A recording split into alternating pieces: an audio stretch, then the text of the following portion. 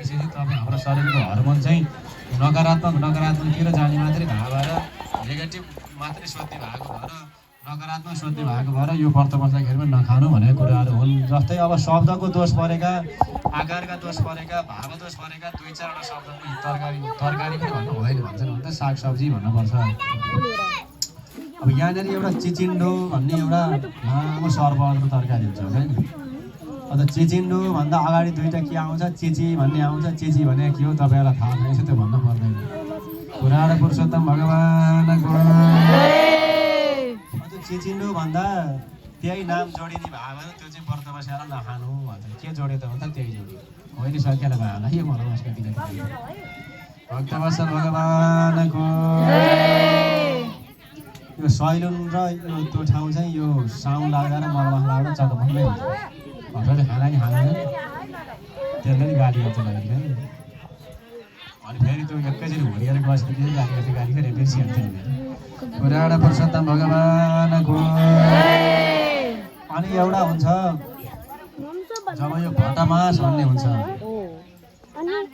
भटमास भन्ने कुरो पनि त्यो तामसिक रूपमा लिएको छ, त्यो नखानु। अनि यो रामतोरी भन्छ नि, रामतोरी यो के अरे भिडी अङ्ग्रेजीमा लेडिज फिङ्गर भन्ने है,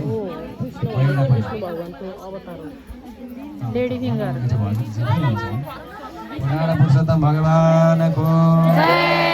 तपाईँ हामीले जुन खाँदाखेरिमा तपाईँ हाम्रो शरीरलाई चाहिँ नकारात्मक मार्गतिर लाने त्यस्ता खाना हुँदैन अरे। कतिखेर मान्छेको मन र कतिखेर त्यो खानपिनले मान्छेको शरीरलाई बदल्छ भन्ने कुरो थाहा छैन अरे। तपाईँहरूले लौ फर्सी भन्ने तरकारी देख्नु भएको कतै? लौ फर्सी भन्ने तरकारी हुन्छ कि हुँदैन? लौका पनि भएको, फर्सी पनि भएको, एउटैमा लौ फर्सी भन्ने तरकारी हुन्छ। ए हुन्छ त, यस्तो पुर्र पर्छ अनि नहोला त यति लामो घेराउला जस्तो नि हुन्छ नि। भएदेखि अब यत्रो जिन्दगी जिएर आयो अहिलेसम्म खासै छैन। पुराण पुरुषोत्तम भगवानको। सबै थरी तरकारी पाइन्छ। लौ फर्सी भन्ने त मरे नि पाएन बसेको छ है तपाईँ। तर त्यो पनि हुन्छ। कसरी हुन्छ भन्नुहुन्छ भने डल्ले लौका मात्रै आयो, फर्सी खान आयो त्यहाँनिर। एउटैमा लौका र फर्सी दुइटै हुन्छ।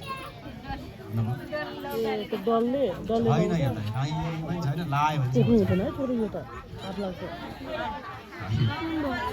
पुराण पुरुषोत्तम भगवानको। हुँदैन म यो गलत कार्यमा लाग्दिनँ भन्दा भन्दै मान्छेको मन कतिखेर जान्छ थाहै हुँदैन। लौ फर्सी भन्ने हुँदैन भनेर तपाईँ हामी बसेका छौँ होइन। जस्तै देब्रेपट्टि दुईवटा लौकाका दाना अनि दाहिनेपट्टि दुईवटा लौकाका दाना अलिकति दुरी बढाएर पहिला धरतीमा लगाइदिएपछि खुट्टाले खोजेर लगाइसकेपछि तब दुई पाते भएर आउँछ। दुई पाते हुँदै आइसकेपछि चार पात हुँदै हुँदै हुँदै जब त लहरो भएर फैलिन्छ हुँदैन त। लहरो भएर फैलिसकेपछि फर्सीको लहरो लौकाको लहरो फैलिन्छ। अनि त्यो फर्सीको लहरो फैलिएकोबाट सानो गाँठीमा चटक्क चिमटेर र यतापट्टिको सानो गाँठीको चटक्क चिमटेर त्यो दुईटालाई जोडिदिएर कलमी गरिदियो भने त्यहीँबाट बडा शङ्कर पैदा भएर लौ फर्सी भन्ने निस्किन्छ। बुझ्नुभयो? यो काशीतिर पाइन्छ। पुराण पुरुषोत्तम भगवानको। यसो कहिले फुर्सद भाडा त्यो विचार गर्नु छक्कै हुन्छ। त्यो कलमी गर्ने भने थाहा छैन त्यसले किन थाहा नहुनु। त्यसका लहरा दुईवटा लहरा जोडिदिएपछि बडा शङ्कर पैदा भएर त्यहाँ लौका नि हुन्छ, फर्सी नि हुन्छ, त्यसलाई हुन्छ लौ फर्सी। त्यो गर्नु त आमा किन नहुनु।